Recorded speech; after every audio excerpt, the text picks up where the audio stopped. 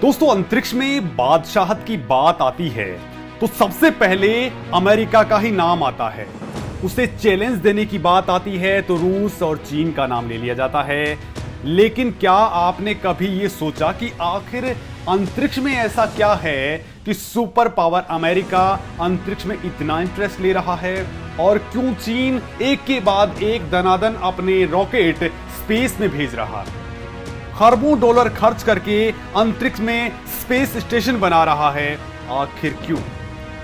तो दोस्तों, इस सवाल का जवाब देने से पहले मैं आपको थोड़ा फ्लैशबैक में लिए चलता हूं। यह साल था 2018 का। तब अमेरिका के टेक्सास में सीनेटर टेड क्रूज ने अमेरिकी स्पेस एजेंसी नासा का बजट बढ़ाने को लेकर बिल साइन होने के बाद जो बात कही, वही है अंतरिक्ष में कंपटीशन की असली वजह। दरअसल टेड ने कहा था कि दुनिया का पहला ट्रिलियनियर यानी खरबपति अंतरिक्ष से बनेगा।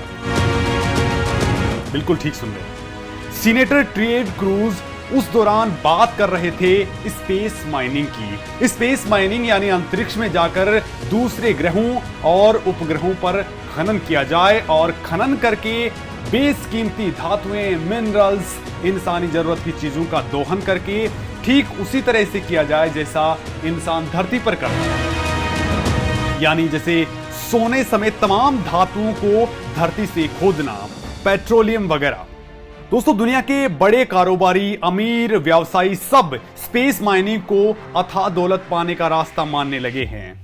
ट्रिलियनियर यानी खरबपति बनने की ओर किया गया सीनेटर क्रूज का यह दावा ही अंतरिक्ष में होड़ की असली वजह है। अंतरिक्ष में तमाम देशों के साथ ही बड़े बड़े कारोबारियों को मुनाफे का जो माउंट एवरेस्ट दिखता है, वही अंतरिक्ष में लगी इस होड़ का असली कारण है। दुनिया के तमाम अमीर कारोबारी और कंपनियां इस सपने को हकीकत में बदलने के विकल्पों पर विचार करने लगी हैं। दोस्तों, गूगल की पेरेंट कंपनी अल्फाबेट के फाउंडर लैरी पेज, पूर्व सीईओ एरिक शिम्ट और हॉलीवुड के बड़े फिल्म निर्माता जेम्स कैमरून ने साल 2009 में बनी कंपनी प्लेनेटरी रिसोर्सेज में खूब सारा पैसा लगाया है। ये कंपनी धरती से इतर अंतरिक्ष में अन्य ग्रहों और उपग्रहों में कीमती पदार्थों का खनन करके उसे धरती पर लाने के मकसद से बनाई गई है। अकेली प्लेनेटरी रिसोर्सेज ही इस गेम की खिलाड़ी नहीं है। इस काम में नासा से सबसे ज्यादा उम्मीदें थी, लेकिन साल 2018 में ही तत्कालीन अमेरिका के राष्ट्रपति डोनाल्ड ट्रंप ने नासा के एस्टेरॉयड रीडायरेक्शन मिशन से हाथ खींच लिए। इस मिशन के तहत नासा का मकसद एक क्षुद्र ग्रह को धरती की ऑर्बिट के नजदीक लाकर उस पर शोध और खनन करना था। एस्टेरॉयड रीडायरेक्शन मिशन से डोनाल्ड ट्रंप का हाथ पीछे खींचना ही अपने आप में अंतरिक्ष में खनन की पेचीदगियों को बयान कर देता है। अंतरिक्ष में खनन के लिए सबसे ज्यादा जरूरत है बेशुमार फंडिंग की, जो धरती के बाहर खुदाई के लिए जरूरी सामान, उपकरण, मशीनरी, रॉकेट, तकनीक और ऊर्जा के स्रोत पर शोध करने में मदद कर सके।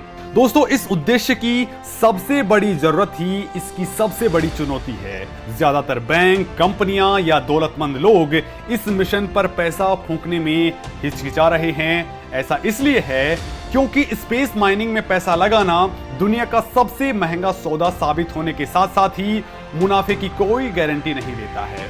क्योंकि दोस्तों, एक स्टडी के मुताबिक किसी उपग्रह पर खनन करने की लागत ही 2.6 बिलियन डॉलर आ सकती है। दोस्तों, ऐसा आकलन किया गया है कि एक फुटबॉल के मैदान के आकार के एस्टेरॉयड पर करीब 50 बिलियन डॉलर की कीमत के बराबर प्लेटिनम मिल सकता है। लेकिन इसके साथ ही तर्क ये भी दिया जाता है कि अगर एस्टेरॉयड के खनन से कोई भी पदार्थ इतनी भारी मात्रा में धरती पर लाना शुरू हुआ तो ना तो वो दुर्लभ बचेगा और ना ही बहुमूल्य। अंतरिक्ष में खनन करने के पीछे एक चुनौती खनिजों के मालिकाना हक को लेकर भी है। साल 1967 की आउटर स्पेस ट्रीटी ये कहती है कि कोई भी देश खगोलीय पिंड पर अपना मालिकाना हक का दावा नहीं कर सकता है। हालांकि इस ट्रीटी में यह नहीं बताया गया है कि किसी भी खगोलीय पिंड के संसाधनों पर भी वही नियम लागू होगा या फिर नहीं। वहीं दोस्तों, 13 अक्टूबर 2020 को 8 देशों यानी Australia, Canada, Italy, Japan, Luxembourg, संयुक्त अरब अमीरात, यूनाइटेड किंगडम और अमेरिका द्वारा चांद के दोहन को नियंत्रित करने के लिए आर्टेमिस समझौते में भी इस मुद्दे को अनसुलझा ही छोड़ दिया है। दोस्तों, अंतरिक्ष में जाकर खनन करने का कॉन्सेप्ट है तो बहुत लुभावना, लेकिन ये जितना सीधा दिखता है उतना आखिर है नहीं। क्योंकि दोस्तों, गहरे अंतरिक्ष में एस्टेरॉयड तक जाकर वापस धरती तक आने के लिए स्पेस रॉकेट को बहुत सारे फ्यूल की जरूरत होगी। कोई भी रॉकेट पृथ्वी और एस्टेरॉयड के बीच खनन किए पदार्थों के साथ राउंड ट्रिप के लायक ईंधन साथ ढोकर अभी नहीं चल सकता है। ऐसा तब है जब वर्तमान में लगभग सभी रॉकेट अपने वजन का कुल 90% ईंधन लेकर उड़ान भरते हैं। इसके लिए अंतरिक्ष में एस्टेरॉयड बेल्ट और पृथ्वी की ऑर्बिट के बीच कई सारे रॉकेट फ्यूल इंजन स्थापित करने होंगे, लेकिन इन फ्यूल स्टेशनों के पास ईंधन कैसे पहुंचाया जाएगा, ये भी एक बहुत बड़ी चुनौती है। दोस्तों, एस्टेरॉयड माइनर्स इस बात पर पहले से ही विचार कर रहे हैं, खोज कर रहे हैं कि अगर अंतरिक्ष में मौजूद कॉन्ड्राइट्स पर पानी का स्रोत मिल जाता है तो हाइड्रोजन और ऑक्सीजन को रॉकेट फ्यूल की तरह कैसे इस्तेमाल में लाया जा सकता है। अगर वैज्ञानिक मॉडर्न रॉकेट को पानी के तत्वों से चलाने में कामयाबी हासिल कर लेते हैं तो एस्टेरॉयड तक खनन करने वाली विशालकाय मशीनरी पहुंचाना बेहद आसान हो सकता है। ऐसा संभव होने के बाद स्पेसक्राफ्ट बहुत थोड़े से ईंधन और खनन के लिए भारी भरकम मशीनरी के साथ एस्टेरॉयड की ओर उड़ान भर सकता है। यहां पर आपने कुछ अपरिचित शब्द सुने हैं और वो है कॉन्ड्राइट। क्या है कॉन्ड्राइट? जानने के लिए आपको एक सवाल का जवाब देना होगा। दोस्तों, सवाल ये है कि इंसान के लिए अंतरिक्ष में सबसे जरूरी चीज क्या है? नंबर 1 कीमती धातुएं, नंबर 2 जिंदा रहने के लिए जरूरी चीजें। तो इसका जवाब बेहद आसान है, जो आप भी जानते हैं। नंबर 2 जिंदा रहने के लिए जरूरी चीजें। तो एस्टेरॉयड माइनिंग भी इन्हीं दो सवालों के इर्द गिर्द दो धड़ों में घूम रही है। खगोल विज्ञान की जानी मानी विशेषज्ञ अमारा ग्राफ्स अंतरिक्ष में धातुओं से भरे एस्टेरॉयड पर फोकस करने को वक्त की बर्बादी बताती हैं, क्योंकि प्लेटिनम से भरे क्षुद्र ग्रहों को माइनिंग के लक्ष्य में पहला स्थान देना ही नहीं चाहिए। स्पेस माइनर्स को कॉन्ड्राइट यानी खास तरह के मेटेरॉइड्स या क्षुद्र ग्रहों पर फोकस करना चाहिए, क्योंकि उनके पास पानी है। और दोस्तों, अंतरिक्ष में पानी ऐसी चीज है जो इंसान के लिए ब्रह्मांड में सबसे कीमती साबित होगी, क्योंकि पानी ही जीवन का आधार है, धातुएं नहीं। दोस्तों, थोड़ी कल्पना करिए, अगर किसी के पास अंतरिक्ष में पानी का स्रोत है तो वो पृथ्वी की कक्षा में, चंद्रमा पर और गहरे अंतरिक्ष के रास्तों पर रॉकेट ईंधन स्टेशनों का मालिक बन चुका होगा, और शायद यही पहला ट्रिलियनियर यानी खरबपति भी होगा। हार्वर्ड यूनिवर्सिटी के खगोल विज्ञानी मार्टिन एल्विस अपनी रिसर्च में धरती के करीब लगभग 10 संभावित धातु समृद्ध और 18 पर्याप्त रूप से पानी से भरपूर क्षुद्र ग्रह मौजूद होने का दावा करते हैं।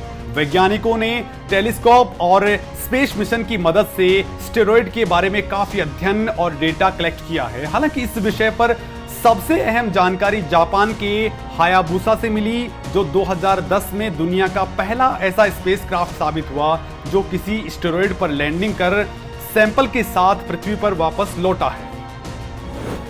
दोस्तों, इस मिशन से मिले सैंपल्स की स्टडी से पता चला है कि अंतरिक्ष में दो तरह के एस्टेरॉयड्स हैं। एक कॉन्ड्राइट यानी प्लूटोनिक पत्थर से भरे मेटेरॉइड्स जिन पर प्लेटिनम समूह की कई सारी धातुओं का खजाना है, और दूसरे तरह के एस्टेरॉयड्स हैं कॉन्ड्राइट जो पानी से समृद्ध होने के कारण शायद ज्यादा मूल्यवान है।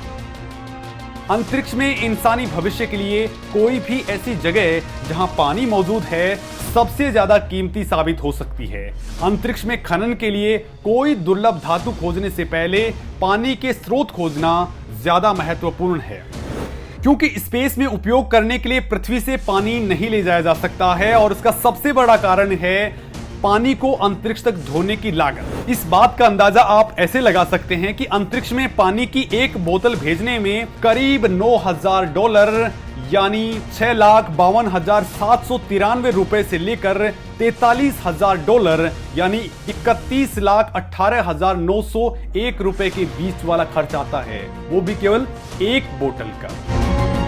दोस्तों, वैसे चुनौतियां यहीं पर खत्म नहीं होती हैं। एक चीज जो किसी भी अंतरिक्ष खनन के मिशन को पूरी तरह प्रभावित करती है वो है ग्रेविटी यानी गुरुत्वाकर्षण।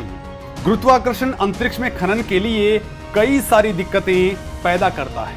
जैसे अंतरिक्ष में माइनिंग के लिए विशालकाय मशीनें और उपकरण पृथ्वी से एस्टेरॉयड तक ले जाने की लागत आसमान छू सकती है।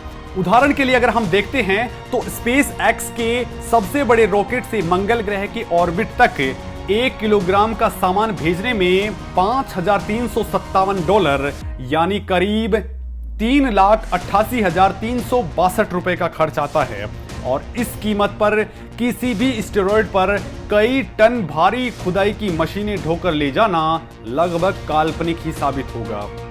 शायद यही कारण था कि नासा के एस्टेरॉयड रीडायरेक्शन मिशन को रद्द कर दिया गया। लेकिन ट्रंप के राष्ट्रपति बनने से पहले ही सितंबर 2016 में ओसिरिक्स रेक्स मिशन पृथ्वी से लॉन्च होकर एस्टेरॉयड 101955 बेनू की ओर बढ़ चुका था। और दोस्तों बड़ी बात यह है कि ये बेनू पर लैंडिंग करके वहां से नमूने लेकर के धरती की ओर रवाना हो चुका है। एस्टेरॉयड माइनर्स की इस मिशन पर बहुत ज्यादा उम्मीदें टिकी हुई हैं और इनके नमूनों से इंसान को बहुत